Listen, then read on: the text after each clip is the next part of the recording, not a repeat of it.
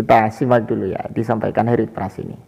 Masing-masing oleh Allah. Neraka ditugaskan oleh Allah Subhanahu wa taala untuk menampung orang-orang berdosa. Surga ditugaskan oleh Allah Subhanahu wa taala untuk menampung orang-orang yang beriman, orang-orang yang bertakwa. Dan begitu pun juga dengan Aras ditugaskan oleh Allah Subhanahu wa taala sebagai tempat bersemayamnya Allah di atas sana. Sudah sesuai dengan tugasnya masing-masing. Ya, dan Aras itu juga ada yang memikul, yaitu malaikat, teman-teman. Assalamualaikum warahmatullahi wabarakatuh.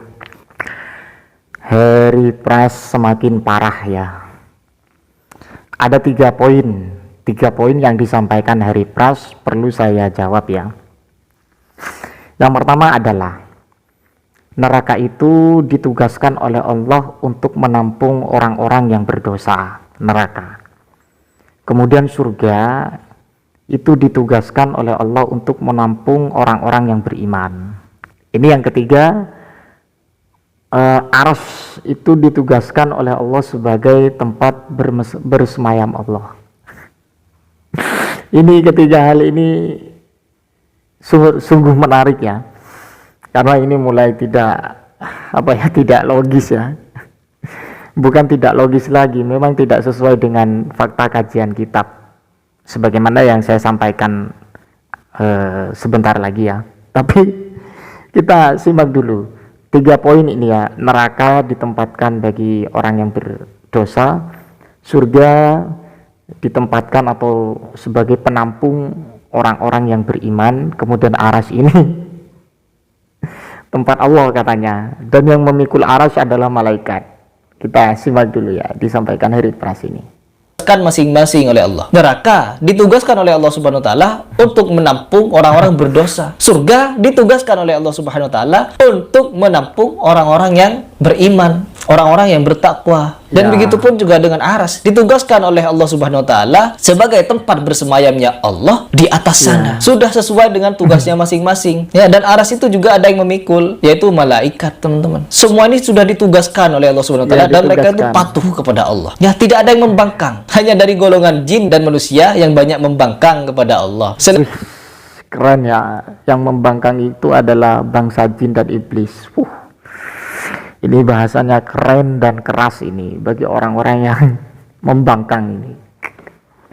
Yang membangkang itu adalah orang iblis dan kemudian jin ya. Parah. 3 poin ini perlu kita sinkronkan dulu. Bahwa di sini ketiga ini oleh Heri Pras dianggap tempat. Mengapa dianggap tempat? Karena ketiga-tiganya ini ada hubungan erat menurut Heri Pras. Kenapa? Neraka itu sebagai tempat menampung orang-orang yang berdosa, surga sebagai tempat menampung orang-orang yang beriman, dan Arsy ini tempat Allah bersemayam. Wah, Allah ini kok dikatakan mempunyai tempat ya sama Heri Pras. Ya, sekalipun masalah istiwa menurut Heri Pras, ya pandangan Heri Pras kemarin saya sudah jelaskannya. Kalau berbicara tentang Allah dikatakan bertempat, na'udzubillah min dzalik, ini tidak sesuai dengan pahaman kajian Ahlussunnah wal Jamaah ya. Butuh bukti, kiranya bukti yang dari awal sudah ada. Sekarang begini, kita berbicara tentang poin yang ketiga aja. Ketika Allah itu bertempat di Arsy ya, atau bertempat istiwa di Arsy, ini kan dikatakan tempat ini, sehingga dikatakan Heri Pras itu tidak sepakat ketika dikatakan di mana-mana. Ini satu pemahaman yang butuh saya jawab dengan beberapa kajian kitab ya.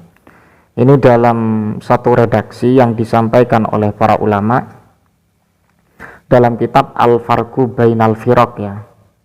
Ada kitab namanya kitab Al-Farqu Bainal Firaq. Innallaha khalaqal arsya idharan liqudratihi. Bahwa Allah itu menciptakan Arsy izharon liqudratihi, karena untuk menampakkan atau memperjelas kekuasaan Allah. Kita tahu kudrah itu termasuk sifat yang wajib bagi Allah. Jadi tujuan Allah menciptakan Arsy itu izharon liqudratihi ya. Allah itu memang menampakkan kekuasaannya dalam menciptakan Arsy. Saya ulangi lagi. innallaha khalaqal arsya izharan liqudratihi walam yattakhidhu makanan li zatihi. Allah menciptakan arasy karena menampakkan kudrah atau kekuasaan Allah, walam yattakhidhu makanan li zatihi, dan Allah tidak menjadikan arasy itu sebagai tempat bagi Allah, bagi zat Allah. Ini satu pemahaman yang sangat berbahaya ketika diadopsi oleh masyarakat. Karena apa? Karena pemahaman ini ada komparasi 3 tempat ini ya. Arasy, surga dan neraka. Kalau surga sebagai tempat menampung orang yang beriman, kalau neraka sebagai tempat menampung orang yang berdosa, arasy itu tempat bersemayam Allah. Dan kemudian arasy itu dipikul oleh malaikat. Ini satu pemahaman yang sangat berbahaya menurut pandangan saya ketika diadopsi oleh masyarakat.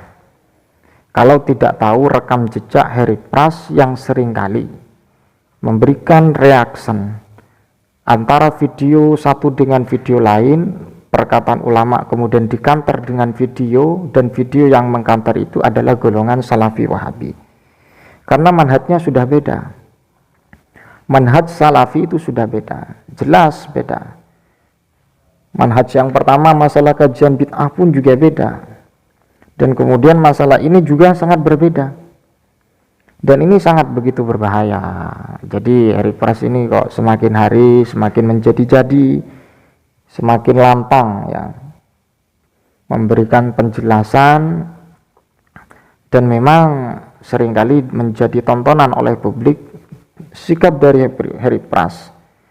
Dan apalagi saya yakin kalau Harry Pras ini tidak paham dengan beberapa kajian kitab. Cuman Harry Pras ini memberikan edukasi atau mereaction video ulama dengan video junjungan Harry Pras dari kelompok Salafi Wahabi. Jadi berbahaya ya. Saya ulangi lagi, dalam kitab Al-Farqu Bainal Firaq, innallaha khalaqal arsya izharan liqudratihi walam yattakhidhu makanan li zatihi. Jadi Allah itu ya tidak bertempat di arasy, tidak mengambil tempat di arasy. Sekalipun Allah menciptakan arasy, dan tujuannya menciptakan arasy adalah izharan liqudratihi. Kita tahu sifat wajib bagi Allah adalah wujud, qidam, baqa, mukhalafatul lil hawadis, qiyamuhu bi nafsihi wahdaniyat, qudrat, iradat, ilmu hayat, sama, basar, kalam ila akhirih.